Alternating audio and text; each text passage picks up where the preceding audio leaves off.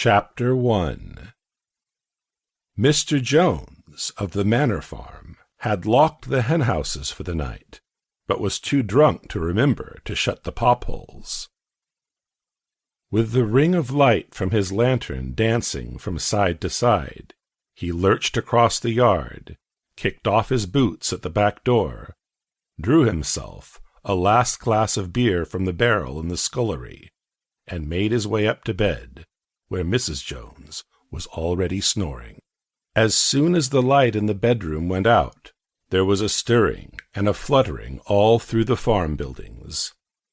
Word had gone round during the day that old Major, the prize middle white boar, had had a strange dream on the previous night and wished to communicate it to the other animals. It had been agreed that they should all meet in the big barn as soon as Mr. Jones was safely out of the way. Old Major, so he was always called, though the name under which he had been exhibited was Willingdon Beauty, was so highly regarded on the farm that everyone was quite ready to lose an hour's sleep in order to hear what he had to say. At one end of the big barn, on a sort of raised platform, Major was already ensconced on his bed of straw, under a lantern which hung from a beam. He was 12 years old, and had lately grown rather stout, but he was still a majestic-looking pig, with a wise and benevolent appearance in spite of the fact that his tushes had never been cut.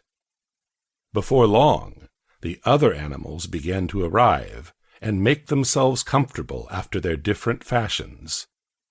First came the 3 dogs, Bluebell, Jessie, and Pincher, and then the pigs, who settled down in the straw immediately in front of the platform. The hens perched themselves on the window-sills, the pigeons fluttered up to the rafters, the sheep and cows lay down behind the pigs and began to chew the cud. The 2 cart-horses, Boxer and Clover, came in together, walking very slowly and setting down their vast hairy hoofs with great care, lest there should be some small animal concealed in the straw. Clover was a stout, motherly mare approaching middle life, who had never quite got her figure back after her 4th foal. Boxer was an enormous beast, nearly 18 hands high, and as strong as any 2 ordinary horses put together.